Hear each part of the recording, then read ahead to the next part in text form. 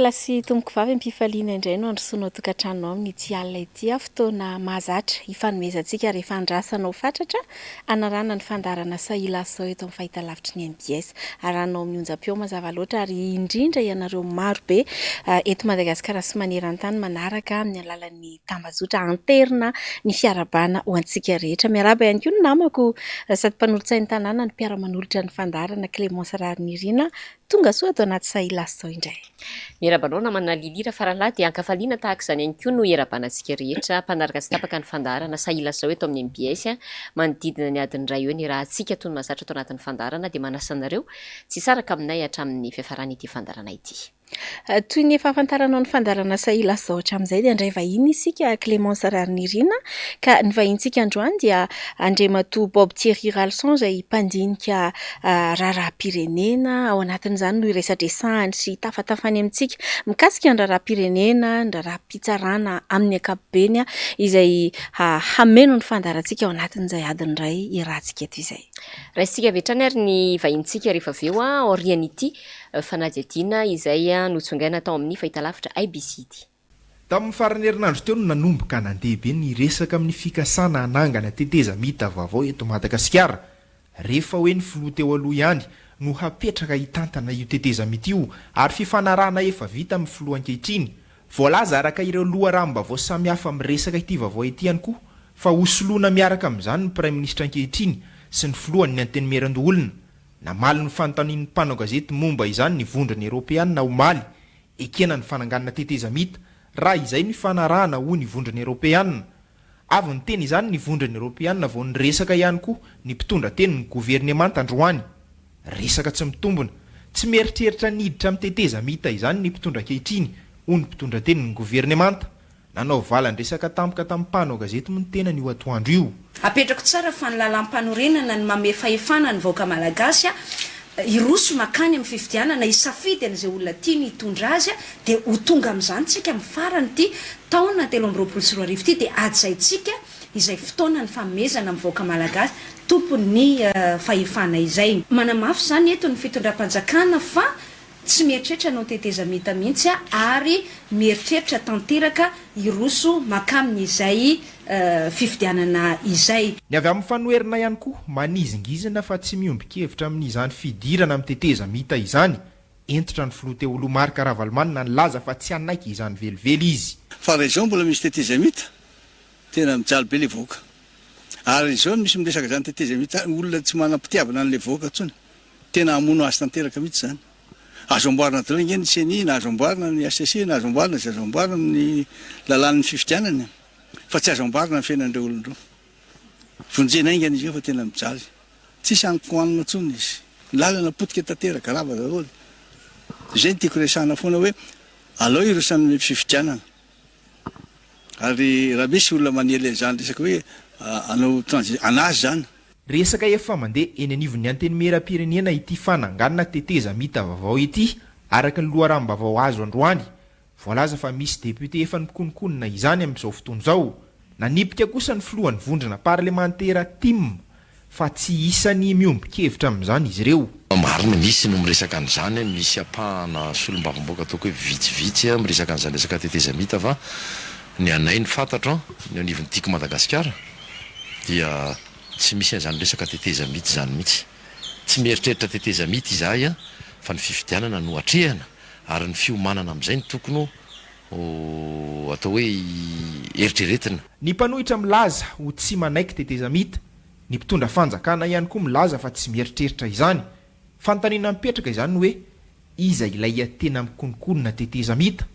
Marihana fa olona manana loharaham-baovao efa kandida ho filoham-pirenena tamin'ny fifidianana farany teo no isana namoaka ity resaka ity tao amin'ny tambazotra sosialy tamin'ny farany herinandro teo. Ho hita eo izay tena zava hitranga mialohan'ity teteza mita ity anefa efa nandeha ihany koa ilay resaka momba ny gouvernement d'entente nationale na ny fananganana gouvernemanta vaovao hikarakara fifidianana raha tsy ahivana. Miarabanao Andriamatoa Bob Thierry Ralson mivahiny indray ato anatin'ny fandarana Sahilasao amin'ny ity alina ity. Miaraba nareo miravavy miaraba ny mpanaraka ny MBS ihany koa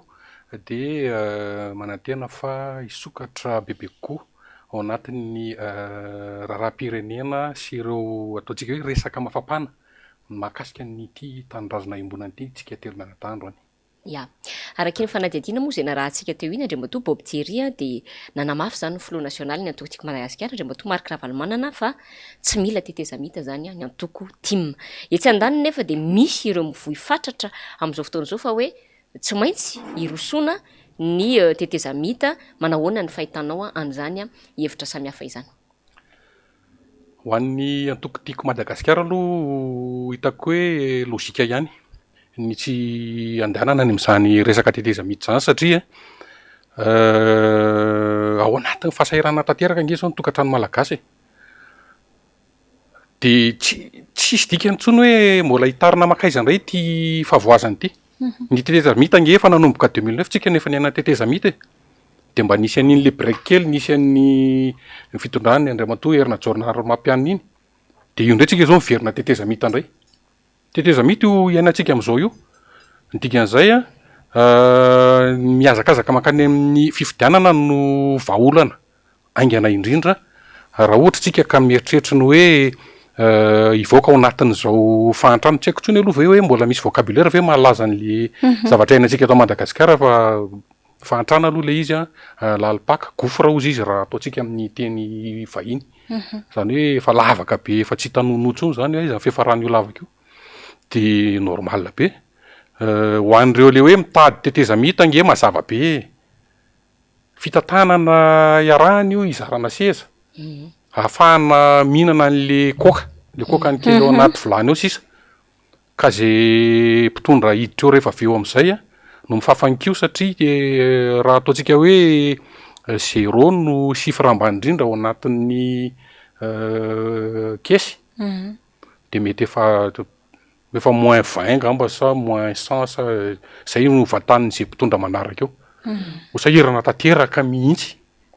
dia tsy haiko hoe inona le intérêt andry zareo hitarika any amin'izany tetezamita zany.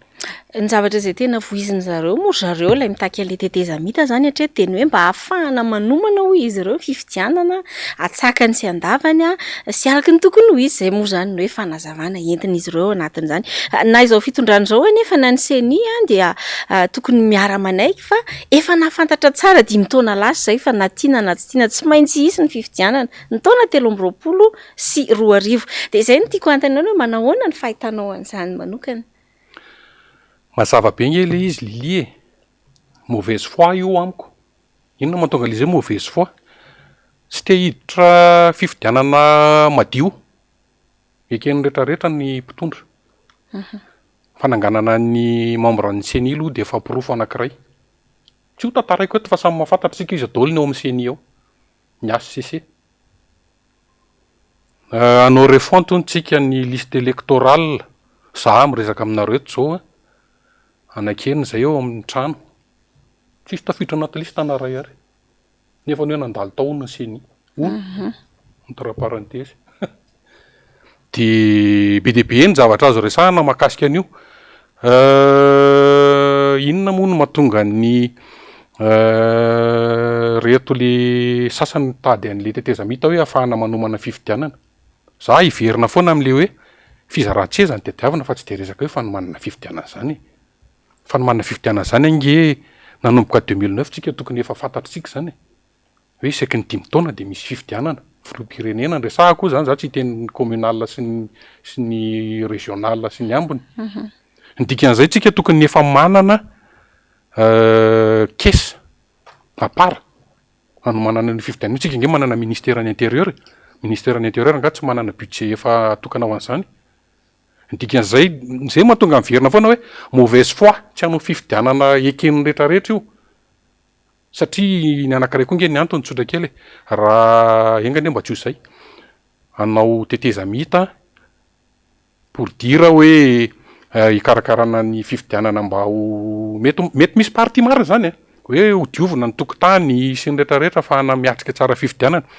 fa ny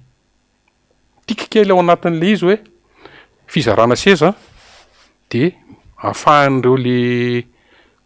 manamanana dossier efa andrasandrasan'ny fitraran'ireo andositra ihany koa entre temps satria raha tsy tafaverina izy aloha tsy tafaverina ny fitondrana fa mialatsiny rehefa tsy tafaverina ny fitondrana izy a de oloarany ny fitsarana am'izay ny dossier momba an'izy mianakavy le manana taratasy efa mipetraka ao reo zay no fahitako an'izy io nazanaty zany misy koa ny ahihany amin'ny hoe resahan'ny lili teo ihany moa le izy le resaka hoe fanomanana fifidianana araka ny tokony ho izy hoe tomombana tsara zany ho anao manokana ina mety sosikevitra atongavantsika ary amin'ny fifidianana madio mangarahara ao anatin'ny fepitoana izay voafaritry ny lalàna zany fa tsy maintsy hoe ialany ny mpitondra am'izao fotoana zao eo amin'ny toerana satria raha antsika mahalala koa am'izao fotoana zao hoe misy ny tsy fahatombanana amin'ny resaka lisitra ny resaka senimbola be de be mametraka ihany antoko politika toy izay koa ny HCC inona zany ny sosikevitra avy aminao manokana hoe ahafahana mandamina ny zava-misy irosoana ao anatin'ny fifidianana ao anatin'ny fepitoana voafaritry ny lalàna fa tsy maintsy ifarana ny mandat de za aloha io tsy tokony emotra ny fifidianana ny vahaolana tsotra indrindra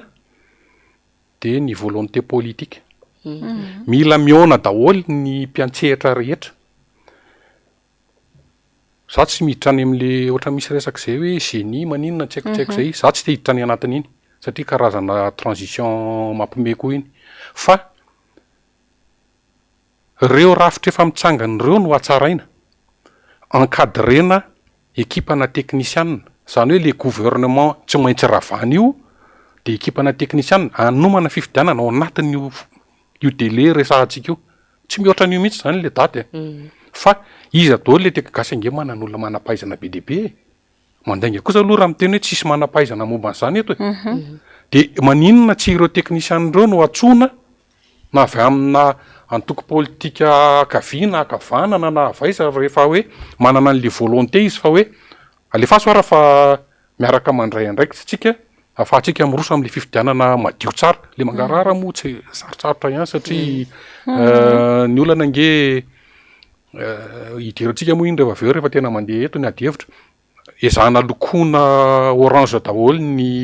ny vondrom-bahoaka itsinjara-pahefana moa zany ngamba ny fiteny an'ireny sa inona ny any fokotany district sy ny rehetrarehetra reny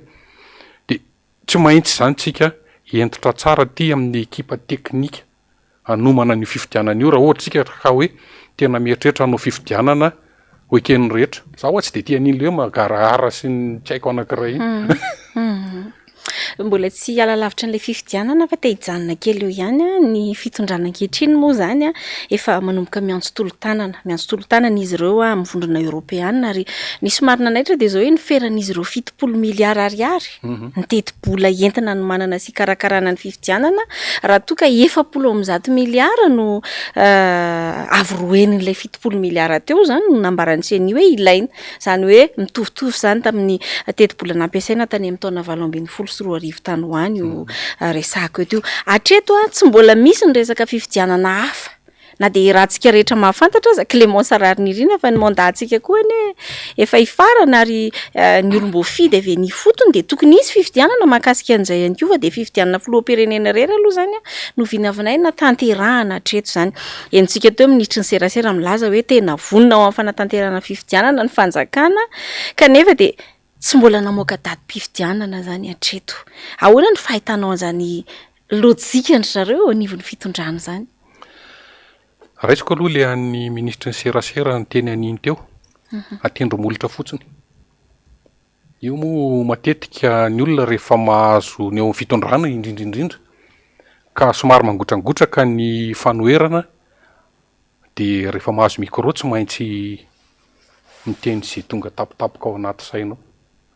le volonté nge tsisy anao le fifidianany tsy vitany hoe vonona fotsiny ny vola ara zany zao efa nahena indray le 140 miliara de davin'ny CNI de mifantanina anankiray apetraka koa hoe fa ngamo izy ty varotra anana sa mangazo ka miady varotra ohatra zany koa io ange mato ohatra za tsy mahafantatra zay tena fandeha amin'ny dépense ny CNI akoatran'le hoe mividy tomobile sy ny karazany fa io nge efa fantatra pertinemment hoe reto ny budget ilayntsika fa atsika manatanteraka ny fifidianana satria reo équipe CNI reo misy an'io le mandehandeha any amin'ny faritra rehetrarehetra amin'ny déplacement sy ny dépense ny ana rehetrarehetra ny charge fixe rehetrarehetra ao de zay no mahatonga anazy mideny an'iny le le chiffre voalohany iny hoe 140 milliards d'ariary no ilainay de angazy ty hoe de terre nga fa zay tsy manana fa 70 fa aloha atao 70 aloha de inona no ajana de inona no tsy ajanona eo nge le fantanina resa jazy zany amiko hoe divana varotra ny zavatra ohatran'izany raha ohatra hoe ataotsika raisiko ohatra nareo amin'ny commune ny budget communal ohatra mandalo ao amin'ny assemblée nationale ohatra nareo hiteny hoe ny anay 10 milliards d'ariary ny ilainay ao amin'ny CEA ohatra de miadevitra ny ao amin'ny assemblée nationale hoe inona daholo moa ny tena ilanareo le 10 milliards d'ariary eo le misy an'le hoe tira aloha ty ahena fa sao de mba tokony any amin'ny zavatra hafa nareo no mena an'le volana ohatra zany fa le 10 milliards d'ariary tokony tsy ihena zany fa nareo tsinona ny miasa ao anatin'le commune de nareo mahafantatra hoe tena ilainay io vola io avandray monko rehefa tonga ao le hoe business ny ry mpitatana indray rehefa avy eo sanatry ny vava hoe raha hividy ramo manapapehana 7 arivo tsika de andao gonflena ho 70 000 ariary zany ndray zavatra hafa zany fa io resaka fifidianana io tsy hitako hoe maninona moa no edina varotra ohatran'izany atao sa tsy atao zay fotsiny ange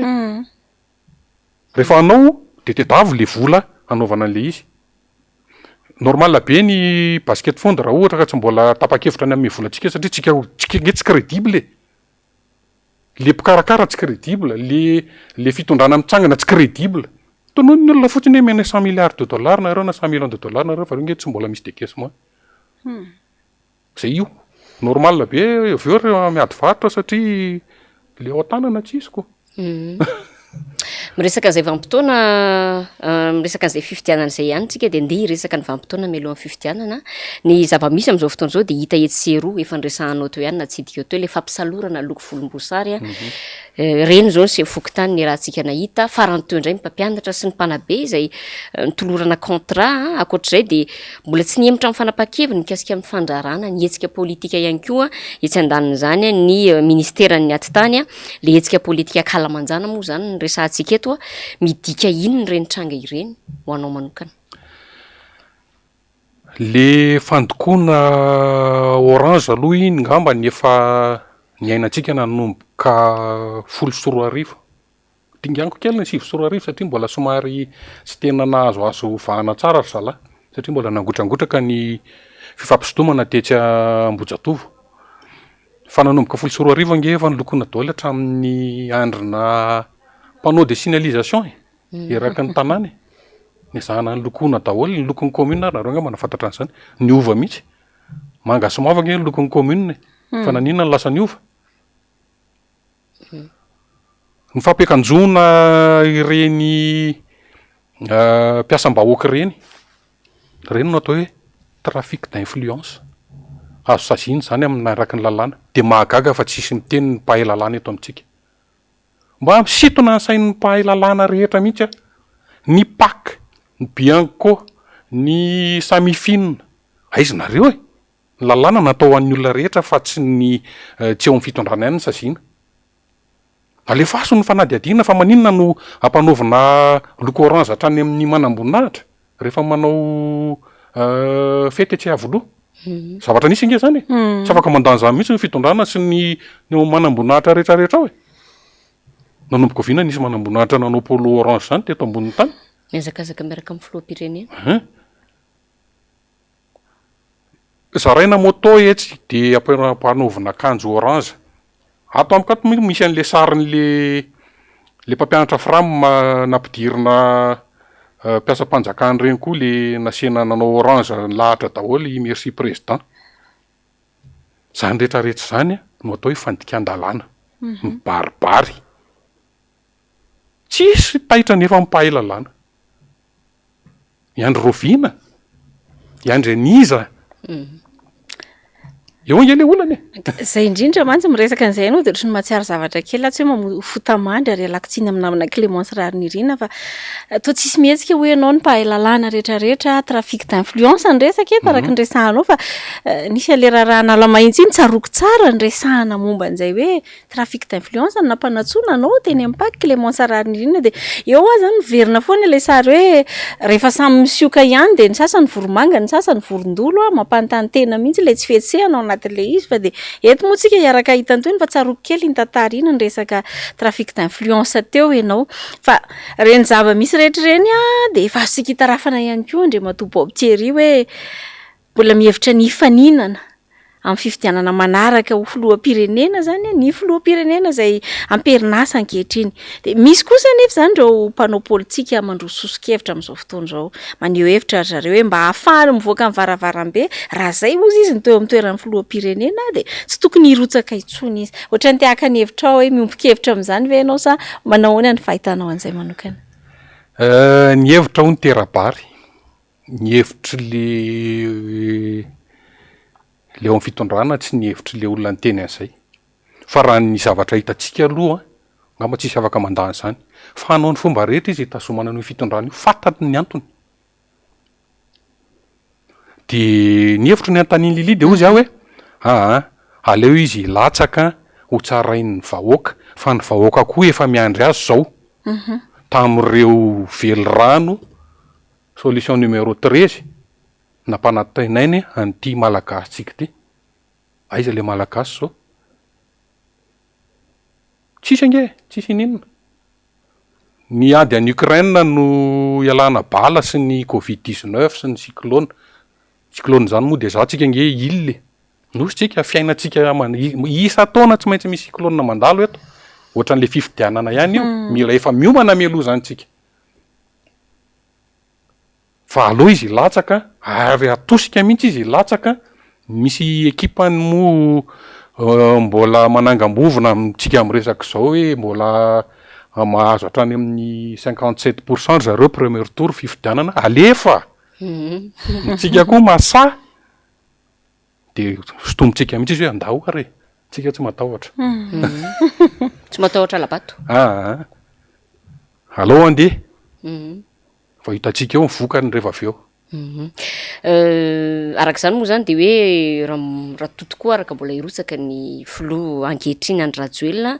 de afaka efa-bolana izy zany tsy maintsy hiala eo amin'ny fitantanana ny firenena tsy maintsy ametra-pialana raha manao tombana ny efa-taona mahery izay nitantana ny firenena ianao Andriamatoa Bob Thierry firy ny naoty omenao inona ny fanamariana azonao entina mikasika an'izay efa-taona izay marina mety ho lavalava fa mba hoe zahanao fitopitiana hoe inona ny tena teny azonao amitinana ny efa-taona ny tantanan'ny filoha ankehitriny noty ozy Clémence any amin'ny farany ava mamea le noty fa anao karazana historika kely fotsiny ahako tao anatin'izay efa-taona izay andraso aloha ahitsoko ndraiky anke tsy efa-taona izy nitondraka sivy taona zao izy nitondra inga hery rajonary mampianina ary mialatsiny somary manany any kely solatra amin'ny loha voatafavoaka tao anaty lavaka nanavitra ny Madagasikara fa niverina indray mpandavaka rehefa avy eo ohatran'le tsy fantatry nareo roa efa nandalo teo ilakaka ave eo amin'le mpitrandraka safiry reo misy manototra ny ato de lavahana indray ny ery amin'ny ilany ohatr'izay io de fahoriana foana ny ainan'ny malagasy zaho ohatran'le niteneko tamin'ny voalohany teo hoe tsisy moatsony afahako miteny an'le mikalifie le fiainan'ny mpiray-tandrazana amintsika satria tellement tena rodana tanteraka le malagasy tao anatin'izay ataontsika le efa-taona ny raisiko ary nampanantena tao anatin'ny velorano raha samy natadiditsika asa mendrika ho an'ny malagasy nisy an'izay de nareo afaka manaporofo aminah rehefa avy eo fa ny commune mbola ny confirmer an'le izy satria aoriana ny tarika sarety daholo tompoko ny malagasy tao anatin'izay efa-taona zay zay sisan'ny asan'ny malagasy any tsy eto Antananarivo rery io 23 région zay tsy mpitarika sarety de mpamoy an'le tricycle reny le bisikileta tomana olona sy ny forongony reny posy bisikileta zay sisange tsisy asa zany eto ny fandraharan'ny malagasy zany de mitarika sarety de zay tsy mitarika sarety manangana kely coiffure kely raha mba manana fond kely na mivarotra gargote kely composé sy efa nisy an'le namany moa nanao hira momba ny composé mihitsy ny nevarany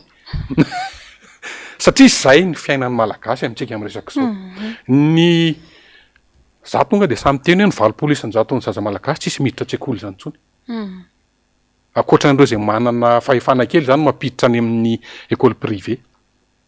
atsangana daholo tsy ny karazana EPP, CEG, lycée manara-penitra fa iza le zaza mianatra amin'ireny tsisy anke tsisy politika mazava ny amin'ny zavatra hoentiny fitondrana io de ozy Lili hoe firy ny zafady ozy Clémence hoe firy no tomenan'io mpitondra io za zany mba teo tsara fanahy amin'ny zalahy ameko 2,5 izy sur 20 raha sorina aloha le 2,25 de lasa numéro en dada indray nefa raha 25 fa aloha 2,5 zay misy ka za raha zay teneko anareo za raha mbola tsara fanahy am'zany fa nareo nge efa manontany ny fiarahamonina iza moa tsy mikakaiky am'izao lalana simba raha lazaina fa noho ny ady any Ukraine ny any Ukraine ny voadota bomba de ny RN2 no vaky ny goudron zay ny zavatra misy eto Madagasikara nge ya ny resaka an'le sakatsakanytsika teo Bob Thierry amin'le hoe fanatanterahana hetsika de mbola tsy niova tamin'ny heviny eny anivon'ny ministera ny atany na misy aza nefa reny de zao ny zahatra tsikaritra asa fa mino fa miara-mahita aminay ianao hoe na eo ny fampiorona samy hafa atao amin'ny antoko-panoatra indrindra ny antoko tiako Madagasikara de tena hita mihitsy hoe tamin'ireo congrès paritra rehetrarehetra ataon'ny antoko tiako Madagasikara de feno vahoaka foana reny toerana rehetra zay nalehan'ny délégation-ny team reny tarihan'ny filoha Marc Ravalomanana feno vahoaka ary rakotra vahoaka hatrany zay toerana rehetra nolalovana zany nanatanterahany antoko team anjany congrès zany mbola hita taratra zany tany amin'ny faritra Atsinanana sy Analanjorofo farany teo ary de tsy nisalasala ireo vahoaka ny fotony mitatitra ny olany ary maro moa zany nangataka hoe miverena ianao président Ravalomanana mba hitondra indray anty Madagasikara ity ny team nefa tsara homariana fa 17 taona teo zay tsy teo amin'ny fitondrana fa ny fanontaniana magaga de mbola maro no miandrandra zany antoko tiako Madagasikara zany inona no mety ho antony zany Andriamatoa Bob Thierry raha ny fijerinao manokana azadino aloha Lili ny isan'ny mpifidy tamin'ny 20 sy 20 ange teo amin'ny 6 millions sa 7 millions teo angamba izay ny voasoratra foatran'ny atsasak'izay ihany no tonga nandatsabato raha tsy diso zany antoko team izany majoritaire silencieuse ny ankamaroany tsy de tia le misehoseho eny an-dalana zay ny anisan'ny ataoko hoe mialatsiny fa somary asiko kely aloha ny team am'ty somary faiblesse ny team fa io angena ho fenonao fefika gendarme sy miaramila sy polisy resaky ny elakelan-trano io ohatra ny fotaka na atody fezinao anaty tanany ny olona tsy voasakanao amin'ny safidiny zany ary ny olona koa tsy adala io raha manao fampitahantsika ohatra ty fitondrany Rajoely ty sy ny tamin'ny androny Marc Ravalomanana tsy ny amin'ity fitondrany ty aloha zao no teneniko culte de personnalité no mahatonga an'io feno olona manodidina azy satria misy an'le zarazarao zay mahazo toerana aloha de zay tsy mahazo indray de mifandimby kely eo de zay nge io le mody hoe manovanova membre na gouvernement io le sasany mody esoriny reny alefa manao pré-campagne any ambadimbadika any sy manao sensibilisation iverenany idiran'ny olona amin'ny antokony ny ato amin'ny antoko team indray nefa ny tiavan'ny olona ny team zay rehefa mba miresadresaka amin'ny olona ny tena de resaka principe sy ny fomba fitantanana nentin'ny Marc Ravalomanana no tonga de itiavan'ny olona an'le team satria samy hafa be le izy menimena ny olona aloha hoe mafimafy ny discipline tamin'ny andron'ny filoha Marc Ravalomanana fa nadio ny tanàna afaka ny asa daholo ny rehetrarehetra ny sécurité ny lamina ny tonga lafatra aloha tsy nisy fa raha vao apetraka ambony balance zany reo fitondrana anakoro reo mazava be ny valiny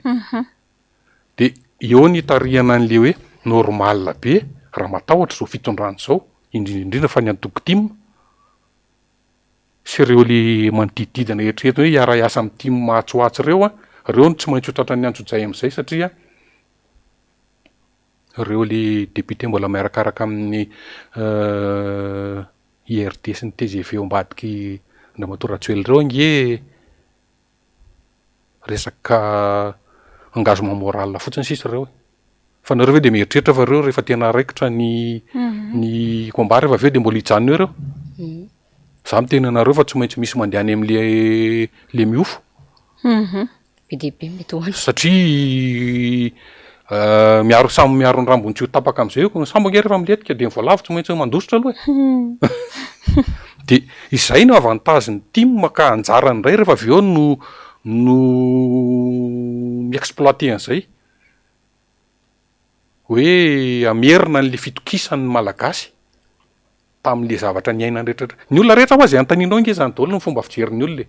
Na team io na tsy team io, misy olona tena tsy pro team mihitsy fa rehefa anontanianao ny heviny rehefa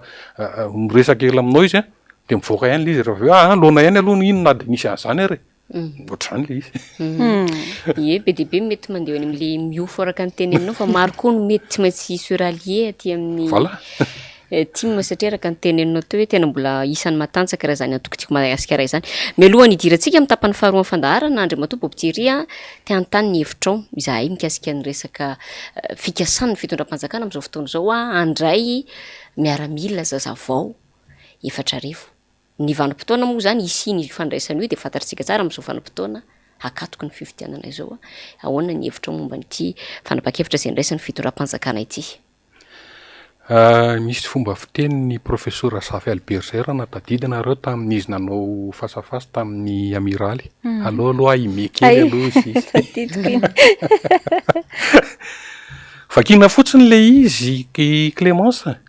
Inona no mahamaika? Ary hitako hoe bizarre le izy satria 4 arivo ezahana tsy maintsy ho ampidirina ao anatin'ny tafika sa miaramila sa gendarme tsy fantaro tsara moa le izy. Reo tsy sous contrat hoe salarié. Inona ny antony? Ho engagenao fotsiny le tanora sady tsy handray karama fa hanompo anao sa hiaro anao ve? Ena sakafo zay zany le sakafo vary-masaka. Mialatsiny aloha fa mety marary be ty zavatra ho teneniko teo karama vary-masaka zany. Eny e, mahantra le gasy de tsy maintsy ararotina amin'ny fomba rehetra. Fa iverina amin'le resakitsika tamin'ny voalohany aiza ho aiza ny fanadihadihana an'ireny zavatra ireny ho an'ny mpahay lalàna. Inona no critère ahafahana mametraka an'izany? Fa ngatsika tany miady ka hoe aka-paramilitaire na volontariat ohatra amin'ny any sovietika sy any Ukraine ohatra na any Soudan. Tsy normal nge zany tsy tamy miady nge eto e. Ny ahora te efa tsy ho voalomy karamany de mbola hoampiana zavatra hafa koa. Dikan'izay mila mandinika amin'ny malagasy, mila mitsangana, mila mifo fa tsy tratra mibedonaka ao an-trano fotsiny hoe merci président foana isaky ny monsieur télé izy na mikabary ery ambony lampiazo ery. Mila ovany zany toe-tsainy zany e. Zay ngamba no azoko tenena amin'iny satria za koa moa vao naino an'iny Clémence de mba tafimerery teo amin'lohan'le télé hoe mafy nareo aka. Tsy afaka mandinika tsony hoe ianao fa de merci président ohatra ny tsaroko kely izy ty Clémence nisy merci monsieur le maire koa tery teo Mahamasina aza raha nahita anareo Malagasy maritaitra ihany satria mahagaga la asa tsy fantatra hoe allo idiko iny fonteny iny sy anaovako le iome kely aloha fa anjary anahitana antsika andeha resaka fitsarana sika manomboka eto hiditra amin'ny tapany faharoan'ny fandaharana. Raha tena tiana ny ametraka ny tany-tandalàna de tsy tokony ho asiana tombo sy ala ny fampiarana ny lalàna eto amin'ny tany sy ny firenena. Tsy tokony hijerevana tavan'olona fa nresahako kely teo le izy ny fampiarana an'izany lalàna zany fa lasa manjary misy sokajin'olona zay tsy azo enjehana sy anaovana fanadihadiana etsy andaniny ary misy sokajin'olona tsy ananana tahotra sy hena maso ny fanenjehana azy ankilany profo mivaingana amin'izany zavatra efa niainana ny rehetrarehetra anisan'izany izay mirahavavy resantsika ao anatin'ny tapany faharoa amin'ny fandaharana izay resaka tontolon'ny fitsarana eto Madagasikara izay miaraka hatrany amin'ny vahintsika Andriamatoa Bobjery izay mpamakafaka raharaham-pirenena fa andao iarahantsika manaraka aloha ity famakafakana izay notsongaina tao amin'ny IBC dia hatrany mialohan'ny hidirantsika amin'izay tapany faharoa izay. dia iny raharara isara izay vola iny ny resabe teny amin'ny fiarahamonina hatramin'ny faran'ny herinandro teo. Vao nivoaka ny fitsarana ity ramatoa ity dia nitaky ny famerenana ny volabeany amina miliara izay ny nanakoako teny amin'ny fitsarana ary voarakitry ny mpanao gazety Antsary. Manao vavany nefa tsy mirarana ininona ntsony ve ka te handetika hatramin'ny farany an'ireo mpitsara na manam-pahefana izay voatontonony ve? Sa tena nisy volabe marina tao efa naloha no takalo fanafahana azy kanefa sazy 7 taona asa terivoziny indray no vao maika azony. Ambony dia ambony nefa ny ayay sy ny kolikoly avo karazana amin'ity raharaha ity. Hatrany amin'ilay raharaha Antsotaribina kasika ministra iray no efa vola amina miliara ny resaka. Nytoy an'iny voatsoka ny ministry ny fitsarana tamin'izany fotoana izany dia tsy nisy toy antsony ny raharaha fa ity indray fitoriana fikasana mon'olona efa nialoavana resaka noraketina ny telefona tafaporitsaka na enona resaka 10 miliara 3 miliara sy 1 miliara ady varotra amina miliara. Na avariana fa volana maromaro izay ny lasa fa tsy nisy na iray aza amin'ireo olona voatontonona no nampanatsoana na nanaovana fanadihadiana. Toa samy variana sy mihaino eny fotsiny rehetra tranga izay toa milaza sy manambara fa lainga daholo ny vokatra ireny enregistrement samihafa ireny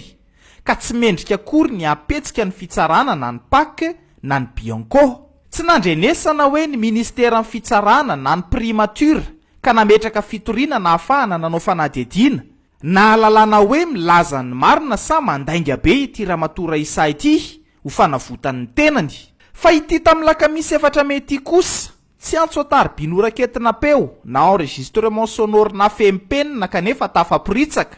fa teny ilay ramatoa Raisa izy tena mihitsy ny miantsoantso sy manontonona anaran'olona ary nitaky ny amerenana ny volany 2.5 miliara tao aoriany ny fitsarana azy. Dia iny no vazavazainy iny hoe satria izy tsy manaiky mandetika ny faniry Soherinaivo dia mbola nomena sazenjana ihany nefa efa nandoa vola. Dia niaino ihany ny mpanao gazety ny andro hoe isy fanambarana ofisialy milaza fa tsy salama saina loatra i Raisa Razay vola ka antony tsy nisiny ny fanadihadiana sy ny famitorana lalina tao aorian'ireny resaka samihafa sy fiampangana nataony amin'ny resaka fitakiana vola be amin'ireny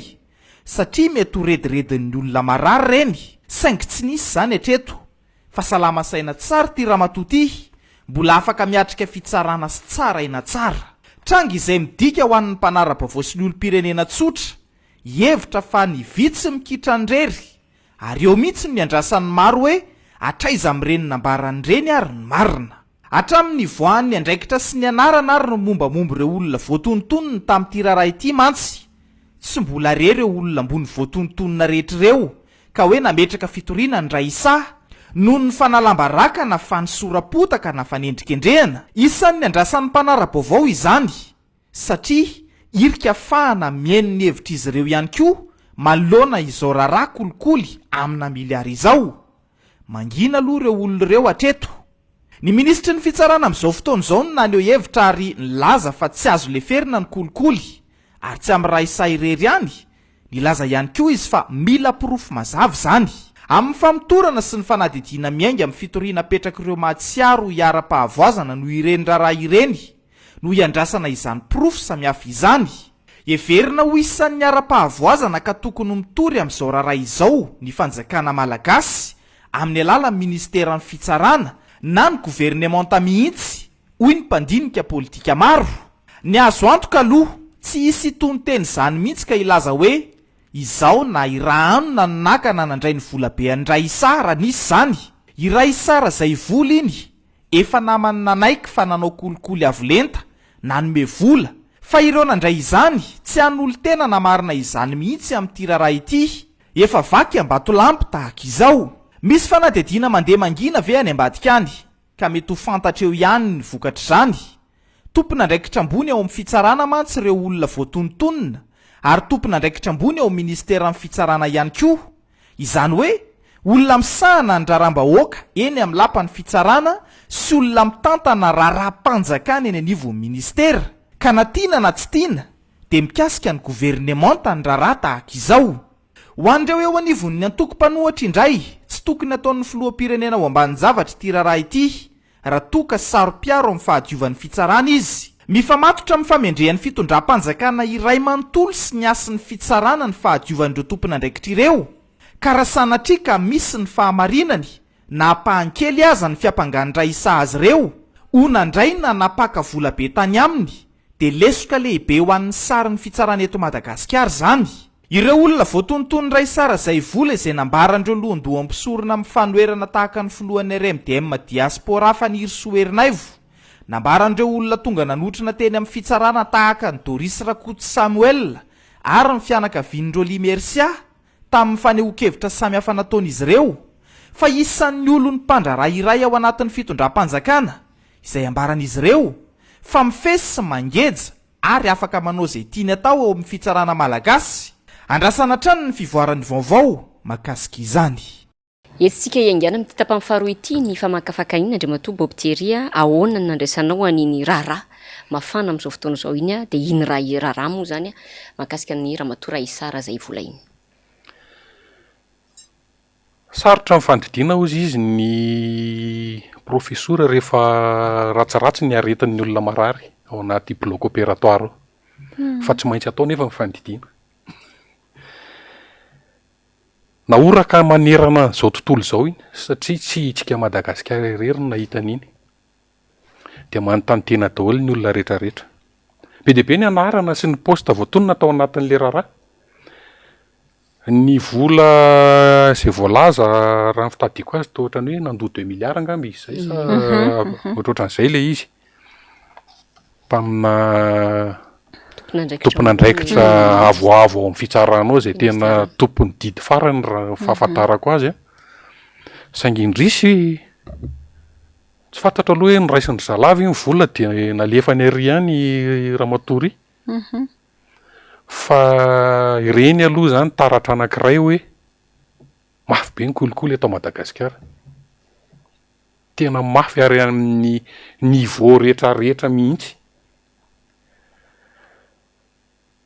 De efa mba nanao fanadihadiana ve ny PAC sy ny samifinina par rapport taorina ny ataontsika hoe fanambarana ngezabe nataony Raisa teo amin'ny voaka ny fitsarana iny izy. Marina ve reny? Tsy marina ve reny? Raha ohatra ka tsy marina reny, maninona tsy mireagira ilay ao amin'ny secrétaire général ny procureur hoe tsy nisy an'izany. Raha tsy nisy an'izany dia maninona tsy mireagira reny be akoasin'ny samifinina hoe dénoncé tena ihany zany le Ramatoa ty satria tentative na corruption saika ao ataony dikan'izay ankoatran'le sazy nomena anazy iny tokony mbola miampy sazy hafa zany. Corruption koa tsy mampidoboka elaela any amponja. Fa ny fanaraka tamin'izay nefa ny avy eo nisy amin'izay le apitsony iny ngamba sa afaka apitsony iny nisy an'le lettre ouverte amin'izay nalefan'le Ramatoa io na s'adresseny amin'ny hatrany amin'ny PRM hatrany amin'ny président de la République nandefasany an'iny taratasy iny daholo raha tsy diso ny fitadiako nanambara ny zava-misy rehetrarehetra. Mbola tsy nisy réaction daholo aloha hatreto. Taorian'izay koa nefa nisy namana anankiray ny publié fifanaraham-barotra izay nataony Raisa tamin'ny mialatsiny fahatononiko mihitsy le anarana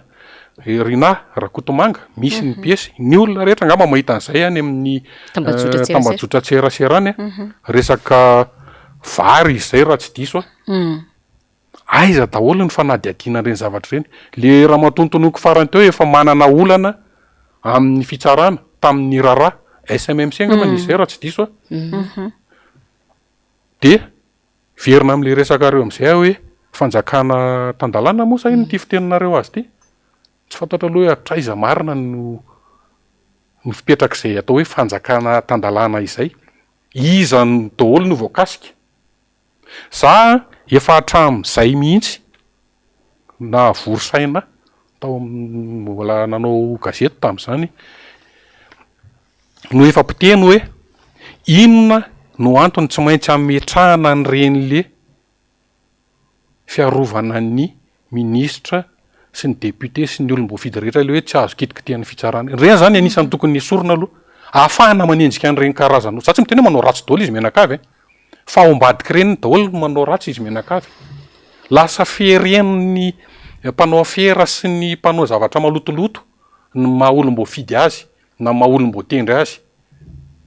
de eo am'izay zany le fitsarana le tokony tena hipetraka am'le hoe fitsarana mahaleo tena fa hatreto aloha mialatsiny am'zareo amin'ny fitsarana fa ohatrany tsy de tena mbola hita taratra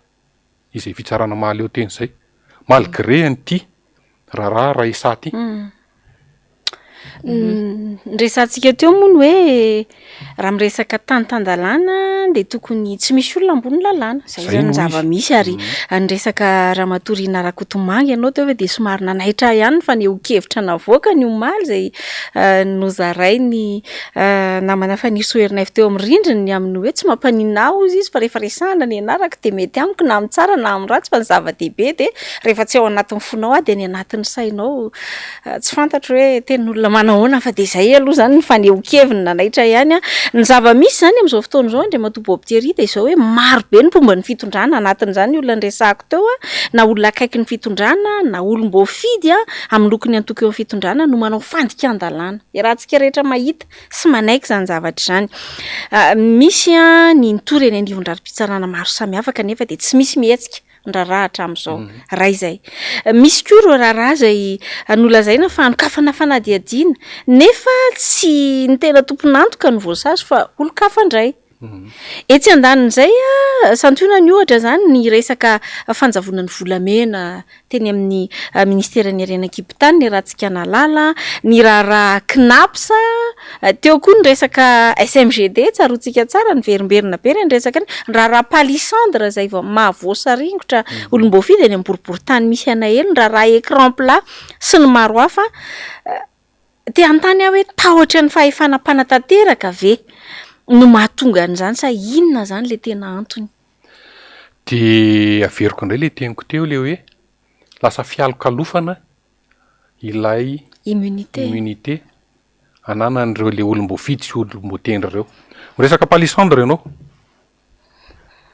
inona moa no tsy tokony ahavoasaringotra niny solom-bavambahoaka ny boriboritany faharoa iny voatonona ny anarany misy ny preuve tangible tsara mihitsy ny preuve satria nisy an'le taratasy nataony iny de tsotsotra fotsiny ny mpanina miteny hoe zay tsy nanota taminareo ny aoka torabato azy fa de ho ataonay malagasy torabato arabaky teny tokoa ane resaka volamena de me fotsiny a tamin'ny andriamatoa prime ministre ny teny an'iny le mivadika bolongam-by iny le hoe io ange efa embolana talohany natongavako nefa tsy tao ka naninona ianao tsy nanao déclaration tamin'ny anao niditra tao fa tsy ohatrony le volamena sa ianao voasaringotra ao anatin'le izy de tsy samy teny aloha mazava tsara rehefa resahana ny zavatra ka aza miolakolaka na ninona ianao no tsy niteny hoe orzalahy tsy atontsony ange le volamena tato hoe mila masaha fa matoa ianao tsy masaha ao raha aleo ny lalàna ho a hiatra ao amin'ny olona rehetrarehetra de esory le immunité iny fa tsy hoe asiana niny saina kely sy an'iny tomobilanao de ianao na eny an-dalana raha tsy azo safain'ny polisy iny ana non tokony tsisy an'izany ka olo-pirenena ianao rehefa eny amin'ny arabe ary za nisy ampiteny an'izany ho an'ireo le mialatsina za tsy de mpiteny loatra an'le hoe manam-pahefana sy ny karaza mantsy fa fahefana nge samy manana daholo fa ny degré ny samihafa mivaoka koa manana ny fahefana nge ireo manam-boninahitra sy ny karazana eny an-dalana manao fampiasana n'iny fahefana iny voninahitra n'iny hoe tsy maintsy savaina ny lalana sy ny rehetra no any amin'ny camp ianao ohatra ny général fa tsy eny amin'ny arabe ohatr'izay koa any amin'ny birao ianao ny ministre fa tsy aty amin'ny arabe ao aminatin'ny io lalam-panorenantsika eo nge voafatra tsara izy daholo le olona tokony nisy escorte officielle no mahazo an'izay alalana savaina lalan'izay fa tsy rehetrarehetra zay mba sendra voatendritendry sy ny akamakamana azo toerana rehetra ity de andao hividy feu tricolore kely raha nga apetraka tsika ao amin'ny parabrise eo de rehefa maimaika tsika na andeha hanatitra mpianatra na andeha etsena de alefa zay nge ny ainantsika atao Madagasikara de zay le miverina amin'le teniko teo hoe okazay ty tsy fanasaziana ny olona nampindramina fahefany ity tokony no taritaritana ny fitsarana daholo reo inona kay ny antony ananganana an'ireo le entité be dehibe momba ny tsy fanarahan-dalàna eto Madagasikara reo ohatry zao foana tsika ary amin'ny pôle anticorruption Samifine Bianco feno karazany mihitsy izy eto fandanimbolam-bahoaka reny vidanina V8 daholo le zany fandrahoana mamoronana Brown ndray hoe inao le anankiray nitsangana farany iny maninona ny fananana illicite iny moa de le nisy an'le hoe 5 milliards d'ariary ny gelena sy zay fotsiny ve io nge azo atao doa anaovana enquête daholo hatrany président de la république hoe arena faiza daholo reo zay ny asa ametrahana anareo ny haute cour de justice tsara ao zay tokony ho tsaranao fa tsy problème zany fa tsy hoe sanatry ny vava hoe moa tsy hoe i Clémence na i Lili foana no atsoninatsy amin'ny tribunal isaiky zay matsiaro nefa ny rehefa natao fanadihadiana resaka tsisy varany akory le atsonanareo tany ohatr'izany ange io hoe dikan'izay le izy lasa ampiasaina any amina fampitahorana ny olona zay etrehetana hoe tokony angina sy tapenam-bava fa ny lalàna tokony ho an'ny rehetrarehetra ny ministra ny fitsarana ankehitriny moa sy ny dimbiasany de samy lokalokany zay hoe ametraka fitsarana tsy mitanila lavitry ny kolokolo fa io moa isaky ny misy ny famindra-pahefana de misy ny kabary teneny any am'mpanao gazety de takitaky zay foana ny teny zay entina zany anomezana toky anireo rehetrarehetra zay mila raharaha iny anivon'ny fitsarana moa zany sy ny olo-pirenena amin'ny ankapobeny fa io moa de hoe ny zava-misy ihany no ahitana taratra hoe inona tokoa ny zavatra misy rehefa ndresahanao teo ihany hoe resaka moa zany Lili teo hoe misy ireo ambony lalàna misy ireo tsikitihana mihitsy satria hoe akaiky ny fitondrana fa itsy andany koa nefa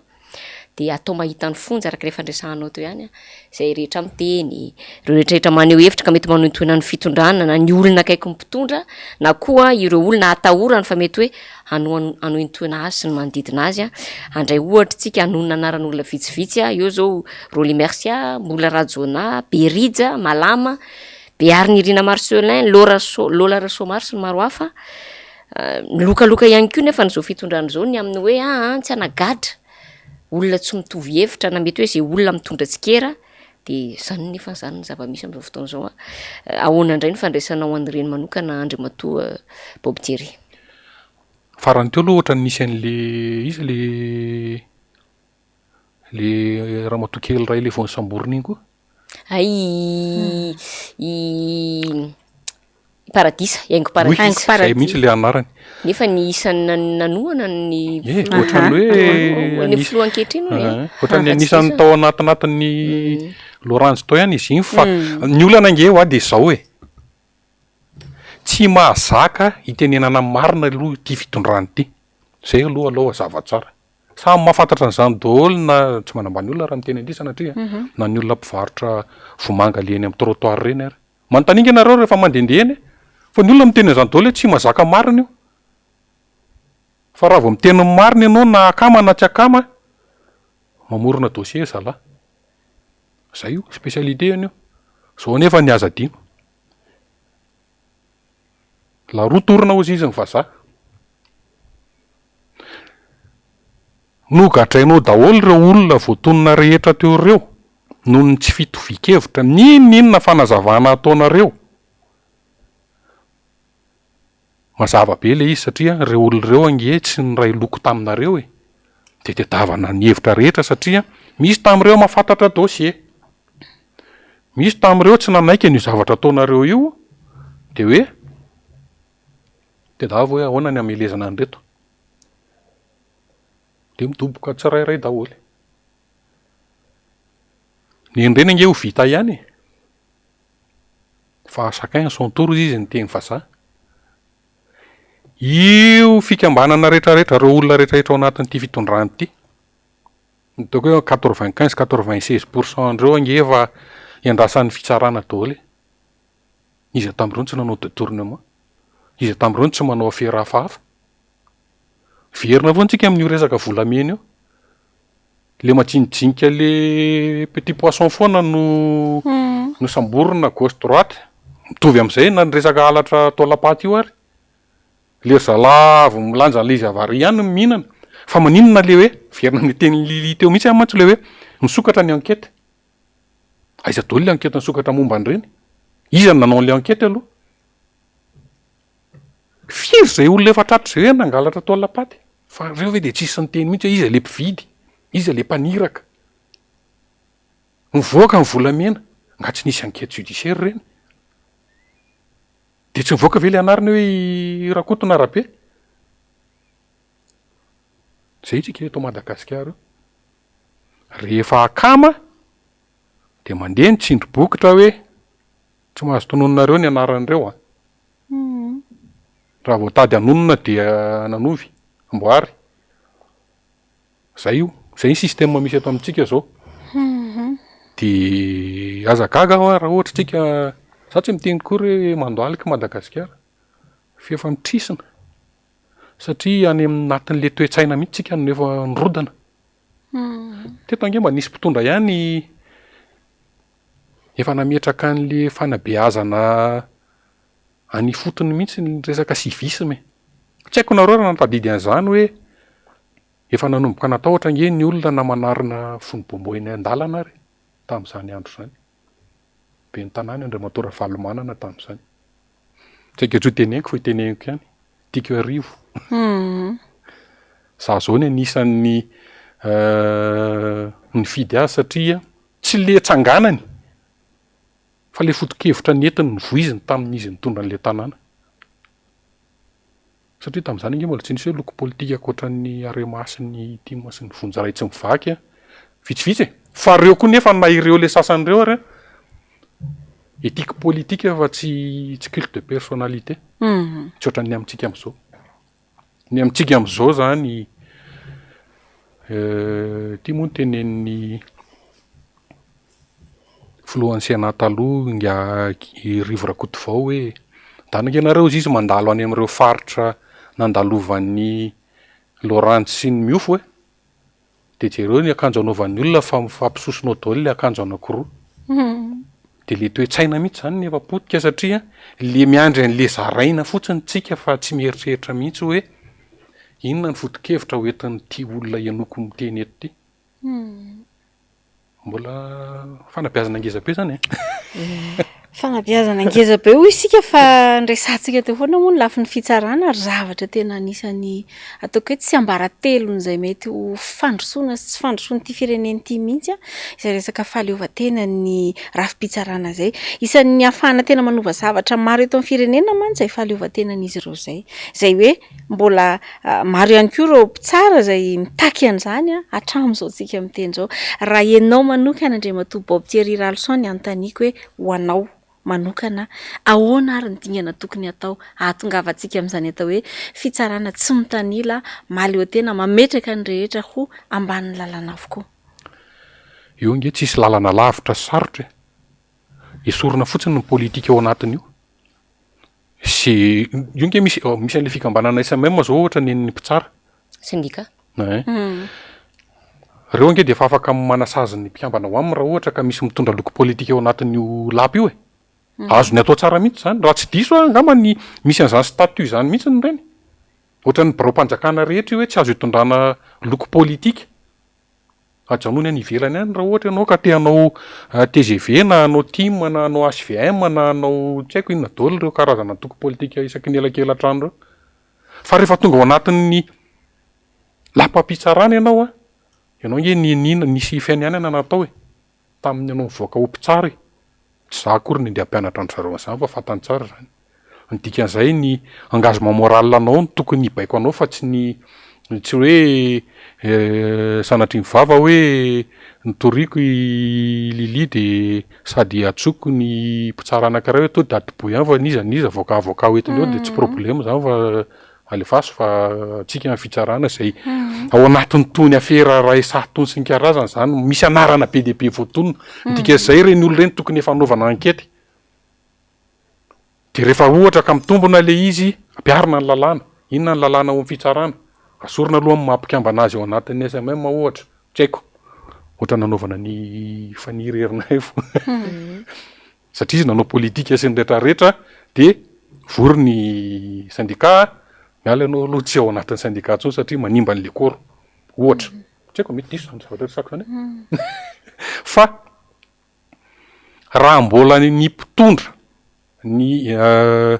mpanatanteraka amin'ny ankapobeny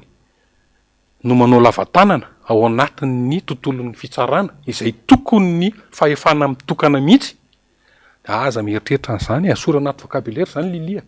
zany fitsarana maleo tena sy inona ny tena any lilia anazy teo moa tsy mitanily lavitra ny konkoly raha vao mbola misy mpanatanteraka ao manaonao lavalavatananao anaty tiroara sy ny karazany ao raha vao misy mpanao lalàna sy ny rehetrarehetra ny chambre haute sy ny chambre basse eo ka mandehandeha amin'ny telefona hoe mba nanovy kely fa cousinko iny na anako iny petra tsara okizay tapitra aza asina zany vocabulaire zany akory fa zareo ao amin'ny fitsarana mihitsiny no mila mirahina aloha de mitaky an'le izy any amin'ny mpitondra zay mipetraka eo hoe manomboka eto tsisy idiranareo ny atao aminay na dosien'iza na dosien'iza na amin'ny anaran'iza na amin'ny anaran'iza efa misy antanatohatra mikarakara zany ato aleo ny lalàna hiasa fa ny ankoatr'izay bobara ho zay zay niteny vazaha eny ary mankasitraka be deabe anao andry matoa Bob Thierry Ralson tondra an'izay fanehoan-kevitra maro samihafa tato anatin'ny fandarana Sahila Zao tamin'ny ity alina ity toy ireo vahininay rehetra izay mandalo ato anatin'ny fandarana de ianao raha tonga efa mivahiny tato indray mandeha fa fandrony zao ianao no mivahiny de omena ianao hatrany ny teny farany entina maranana an'izany resadresantsika zany tsy de misy hoe zavatra be deabe ho ambara satria efa be deabe ny resahantsika teo be deabe vitsivitsy satria raha oharina amin'ny toetra raha-pirenena iainantsika amin'izao na ray volana ary tsika telo day eto tsy ampy tsy azo resahana tsara daholo mihitsy ny aho zavatra tarihako foana de tsotra mila tonga saina amin'izay ny malagasy raisa raha misy manome vola raisa raha misy manome t-shirt fa ny feon'ny fieritreretanao arahana olona manana politique de développement inona fitena zany amin'ny teny gasy politika mpampandrosoana tena mitombona fa tsy maniditsidina hoe flyover tanamasoandro hoe le miamimo ny ovatra amin'ny fanalavana ny lista teoriana sy ny pari atsy Ambatondrazaka non tsy de misy maharatsy loatra amin'ny fotodrafitrasa fa mila olona zany Madagasikara mahafantatra hoe inona ny maika de inona ny tokony atao samy hafa zany ka mitarika mampiratra ny mason'ny malagasy amin'izay fomba fijery tokony ananany rehetrarehetra zay io tsy ilana hoe nianatra be tany amin'ny université vao mahian'izany fa miaina andavanandro anao de efa fantatrao hoe ty tsy mety ty fa aleo le zavatra ohatry rimo mandeha ohatrany anao mandeha metsena ihany ange io de ny farany tena farany mo nareo aloha ny saorako voalohany saorana fa satria manome sehatra foana afahantsika miady hevitra mamoaka ny zavatra tena tokony ho resahana na de ataontsika hoe fohy foana raha ny fotoana amina sehatra ohatran'izao de mankahery be deabe satria mafimafy ny asanareo indrindrandrindra atao anatin'ity efa bolana faraparany ity enjakenjana kely io fa mila misikimponitra ozy ny fomba fiteny malagasy makasitraka de maleova mahalasana mahavitaby be kasitrana feno ianao andriamatoa Bob Thierry Ralson moa zay marina ihany hoe mpandinika raharaham-pirenena no vahintsika tamin'ity alina ity nanankarena ny fanehoan-kevitra iny ihany koa no anasako sy anentanako hatrany ianareo zay manana etaeta manana zavatra ambara sy zaraina de misokatra ho antsika ny fandaharana fa tsindriana tsara hatrany hoe maripototra misy pirofo ny zavatra rehetra resahana mba ahafahantsika mifampizara ato anatin'izao fandaharana izao ankasitrahako manokana ny namana faly zay nikirakira teo amin'ny lafiny teknika fa omeko ny namana Clémence Rarinirina ny fanakatonana tanteraka ny fandaharana fanentanana angamba namana lira faralany no manakatonantsika ny fandaharana satria ao anatin'le fiatrenan'ny fifidianana fantatritsika tsara fa ny filohan'ny antokotiko Madagasikara moa zany de tsy mitsahatra ao anatin'ny fanatanterahana ndreny congrès samihafa ireny manao ny fanentanana ny amin'ny hoe tokony hidirany ny olom-pirenena tsirairay anaty lisy mpifidianana. Io ihany koa faraparanteo zao de misy koa fanentanana mandeha any ambadimbadika any resaka senia de izay fanentanana izay indrindra no entina amintsika entintsika nakatonana tanteraka ny fandaharana de momba n'izay resaka fampidirana anaty lisy zay ihany koa fanamariako farany hoe nahazo SMS zao misy olona zany namana manana fahasembanana izy a tsy tonga tany amin'ny fokotany izy de mba naniraka olona teny anivon'ny fokotany mba hampiditra ny anarany a de avy eo nefa rehefa nanao ny verification de tsy ao akory ny anarany de ohatrany hoe somary diso fanantenana zany hoe ahoana tokoa moa zany na ahafahana miantoka an'izany fifidianana andraisany rehetra anjara zany a raha toa ka zao sady de misy an'izany hoe misy faniliana zay zany le zavatra mba hitaraina ny namantsika io na manalira faralahy izay mpanaraka tsy tapaka ny fandarantsika eto amin'ny MBS izy ny fandarana saila zao anaovantsika kopatanana ihany koa dia zany zany mianovana resahana ihany koa amin'ny seniny amin'ny hoe tokony ahoana no ahafahana manarina zany mbola manana fotoana moa tsika hatramin'ny farany volana May ahafahana miditra ao anaty lisitra manisy ihany koa ngamba izay mety ho diso a fa de fanentanana ihany koa ny amin'ny hoe tokony ho jerena zany trangany olona manana fahasembanana tahak'ireny izay mba te hitondra ny anjara biriky no amin'izany hoe firenena sy ny anjara biriky ny eo amin'ny fiarahamonina izany a nefa sanatriaviny vava ve de ho sakanana noho izay antony izay ka de le fanentanana zay araka ny teneniko teo zany no amaranantsika tanteraka ny fandarana amin'ny ity alina ity a ny Flora Valomanana moa no manao ny fanentanana de arahantsika izay a ary ametrahana ihany koa ny veloma mandram-piona ho amin'ny manaraka indray tompoko lasy tompoko vavy veloma toko antso avo atao amin'ny sini ny antso anareo izahay mba hijery ny lesika sy ny kitoto misy oka re mba tena anaraka tsara ny asa zay edeketanareo ianareo tonga ny fotoana fotoana 2023 fotoana anaovantsika fifidianana fifidianana ihany